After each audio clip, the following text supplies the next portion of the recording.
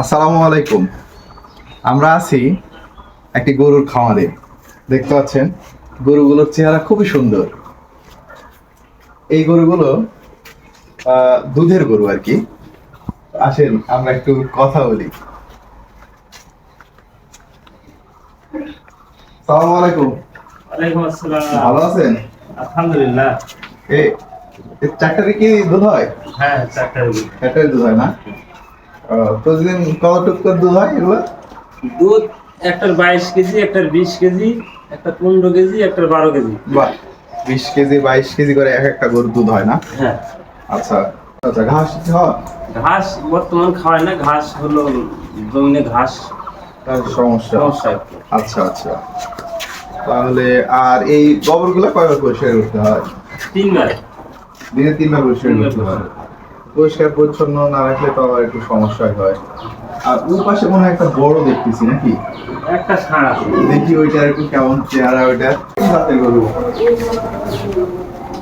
এটা কস টাইপের গরু। কি দারুণ চেহারা, দারুণ একটা চেহারা। হুম? এটা ক্রসের না? হ্যাঁ, কস।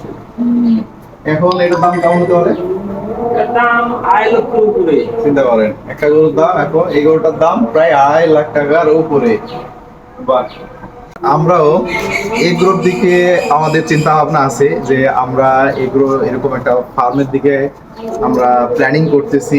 তো আমাদের ইনভেস্ট দরকার। আমরা হয়তো সামনে ইনভেস্ট নেব। যেমন আমরা ঘোষণা দিয়েই ফেলেছি যে আমরা ছাগলের একটা ফার্ম করতে যাচ্ছি। ছাগলের ফার্মে আমরা ইনভেস্ট নেব এবং তার সঙ্গে গরুর ফার্ম করা আমাদের চিন্তা ভাবনা আছে।